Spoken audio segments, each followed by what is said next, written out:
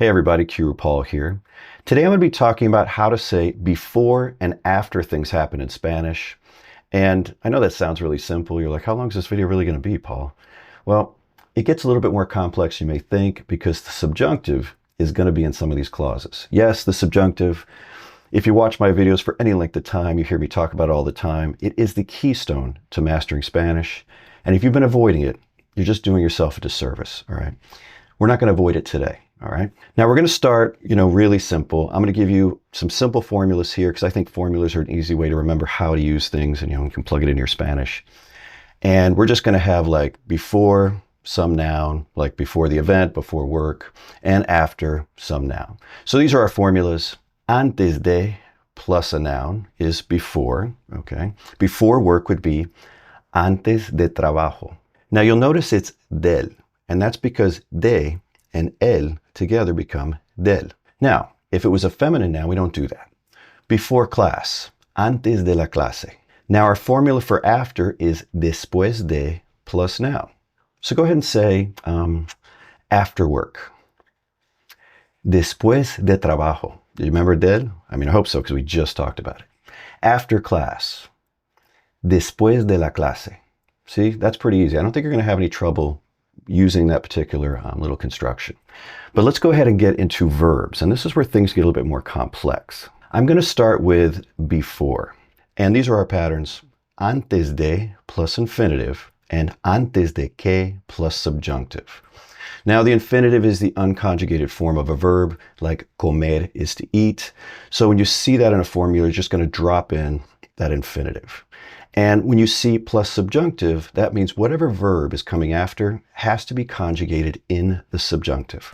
Now, knowing which one of these formulas to choose is the key, but it's not that difficult. What you have to do is recognize if there's a subject change. Think of this as a sentence with two clauses. Something happens before something else happens or is supposed to happen. The question you have to ask yourself is the subject of the first clause the same as the subject of the second clause? If the subject is the same in both clauses, we're going to use that first formula, antes de plus infinitive, right? We like that because it's easy. We just plug in infinitives. We don't have to conjugate it. We don't have to think about it really hard. It's simple. But if the subject does change, we're going to be using that second one, antes de que plus subjunctive. I'm going to call my mom before eating. Now I could say, I'm going to call my mom before I eat, but I could say before eating. And that's actually a way that you know you're only dealing with the same subject. Because you have to ask yourself, okay, there's really two clauses there. Who's calling? Me, I am, right? So I'm the subject. And then who's eating? I am.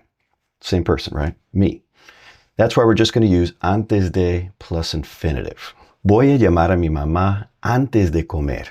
See, super easy. Just pop that in there. Now let's see what happens when we change the subject, meaning there's a different subject in each clause. I'm going to eat before you arrive.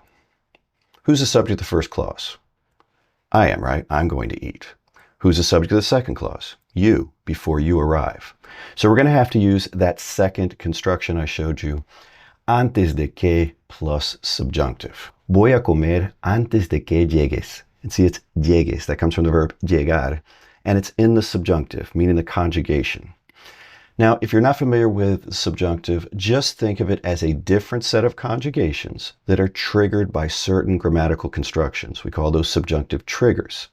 And the easiest way to learn the subjunctive is to learn those triggers, like little formulas like the one I'm showing you here, so you know how to use it correctly every single time. If you want to learn more about subjunctive triggers and make it much easier on yourself, I recently came out with a PDF guide. This is a printed version. I don't offer a printed version. And one of the reasons is because I think it's a lot easier to use in a digital format for so many reasons I won't even get into. But also, anytime I make changes to this, even if you've already bought it, you're going to get an email to download the latest version. And if we printed them, you wouldn't be able to do that, all right? But this is available. There's a link to it in the description section. I break down all of the high frequency common subjunctive triggers into little formulas, lots of examples in here. It'll get you up to speed quickly, all right? Let's look at another example of this. You have to finish that, whatever that is, we'll keep it generic, before the movie starts. So we have two clauses, right? Separated by before. Who's the subject of the first one? Who has to finish that? You. Before what? The movie starts. So who's the subject of the second clause? The movie. The subject controls the verb, okay? That's going to help you figure it out. Tienes que terminar eso antes de que empiece la película. See, it's empiece. It's in the subjunctive. Do you want to try one? Let's go ahead and try one, okay? I want to make it a little tricky for you. I want to challenge you a little bit. Close the window before it rains, okay? So we're going to use the imperative, the command form in here. Close the window before it rains. I need some coffee here. Are you ready? Cierra la ventana antes de que llueva. Did you get that? Did it throw you off a little bit? Because we have two subjects, right? I'm telling you to close the window, so you. Cierra la ventana. That's the imperative. Did you get that? Now, if you said cierre, because you're speaking the usted form, that's fine. Antes de que llueva. Before it rains. Now, weather sometimes throws people off because they're like, okay, is that a subject change? It rains. The weather rains. You didn't rain, so that's clearly a subject change. Now let's take a look at after. Now, just like antes de, we can use después de plus infinitive when we don't have a subject change. After getting home, I went to bed, right? I'm the subject of both. Después de llegar a casa, me acosté. Wow, just plug it in infinitives, folks. Now let's talk about when we have a subject change. In that case, we're going to be using después de que. You will occasionally see this without de, just después que, but the most common form is después de que, so that's what I'll be using in all the examples. Now with antes de que, we were pretty lucky, right? Because it is always followed by the subjunctive. It is a super easy little formula to use. That's not the case with después de que. We're going to have some various options, and it's going to depend on the timing of the event. Basically, it's going to break down like this. If we're talking about a present event right now, our only option is going to be the indicative, not the subjunctive. If we're talking about a past event, there's some options there. We could have the indicative or the subjunctive, and the subjunctive being more common in Spain. I'm going to talk about those little nuances when I go through the examples. And if we talk about a future event, our only option is the subjunctive. Everywhere, that's going to be the only option. Let's go ahead and start with just a present event. We're just talking about something in the present tense, nothing in the future. This is like a general statement about something.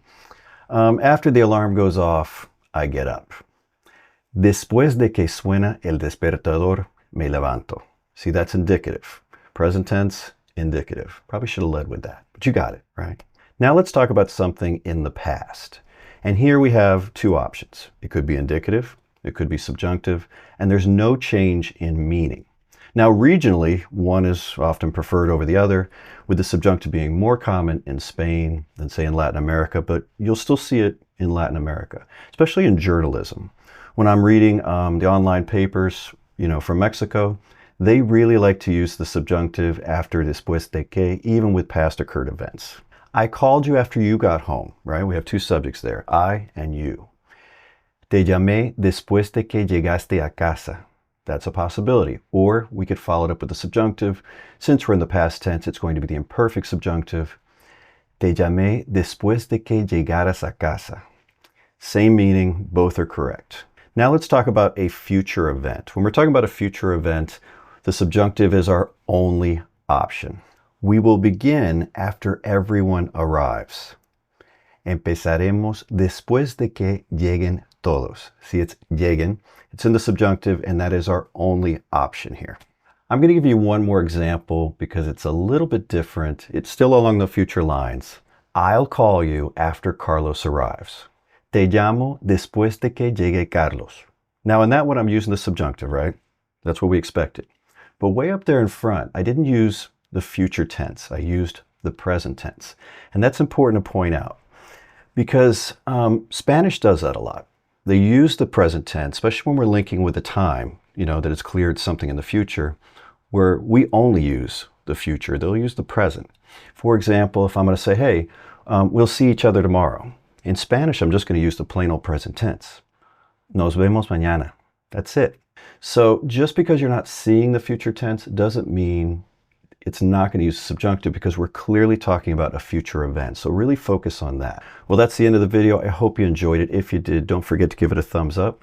And until next time, hasta luego.